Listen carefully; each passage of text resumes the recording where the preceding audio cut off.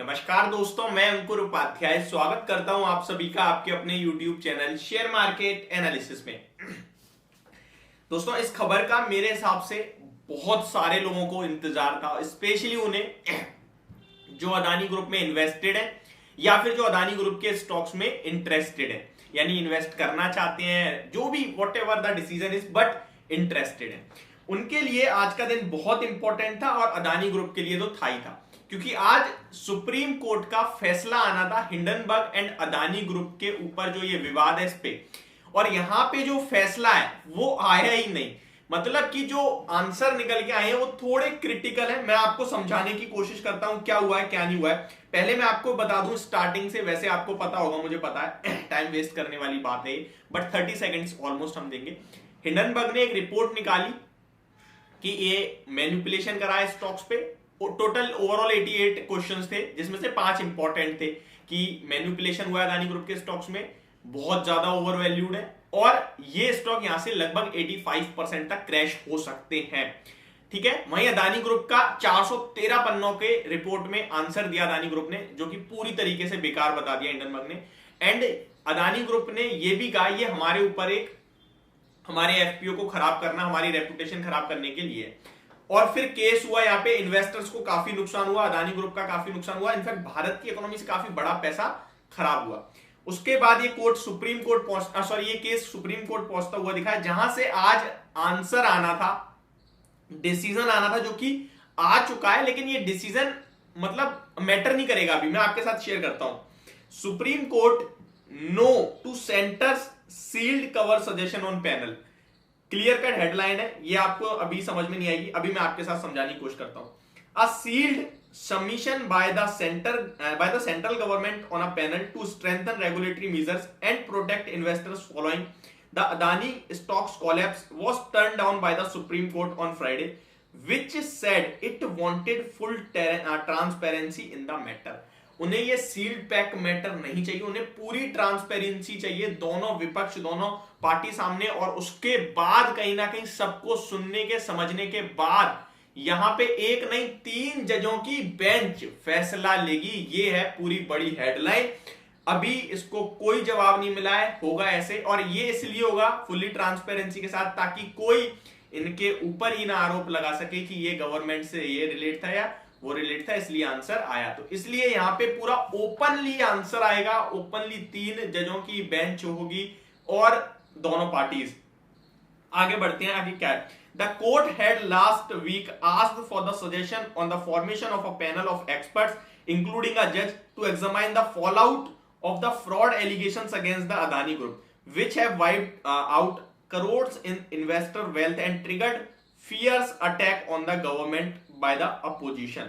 यानी कि आपको पता है इस रिपोर्ट के बाद अदानी ग्रुप का तो हाल बुरा हुआ, और कहीं ना कहीं जो पॉलिटिकल पार्टीज हैं उन्होंने दूसरी पार्टी पे बड़े आरोप भी लगा दिए। Hearing a clutch of petitions that have called for the Supreme Court's intervention in the row, the top court on Friday reserved its order on the formation committee. The Adani Group has denied the accusation in the report, calling it a reputational attack. उन्होंने इन सब चीजों को कहीं ना कहीं पूरी तरीके से खारिज करा जो उनके ऊपर आरोप लगे। उन्होंने कहा ये हमारी छवि को खराब करने के लिए, और एक जब मार्केट ओपन थी तब ये भी कहा था कि हमारे एफपीओ को थोड़ा सा हानि पहुंचाने के लिए। तो ये ओवरऑल कहीं ना कहीं खबर आती हुई दिखी। Starting that it was okay with an investigation into the report by US short seller Hindenburg Research, which has made the allegations against the Adani Group triggering the stock rout. The government gave a list of names to the court of the panel. However, Chief Justice D.Y. Chandrachud told Solicitor General Tushar Mehta, we want any sealed cover. हमें ये कोई sealed cover answer नहीं है चाहिए। We want full transparency. If we accept suggestions then it will seem as a government appointed committee. अगर हम इस sealed के आंसर को एक कहीं ना कहीं मानेंगे और मान्यता देंगे तो ये ऐसा दिखेगा कि किसी गवर्नमेंट की कमेटी बिठा दी थी, उन्होंने आंसर दे दिया, विच वी डोंट वांट, ये हम नहीं चाहते।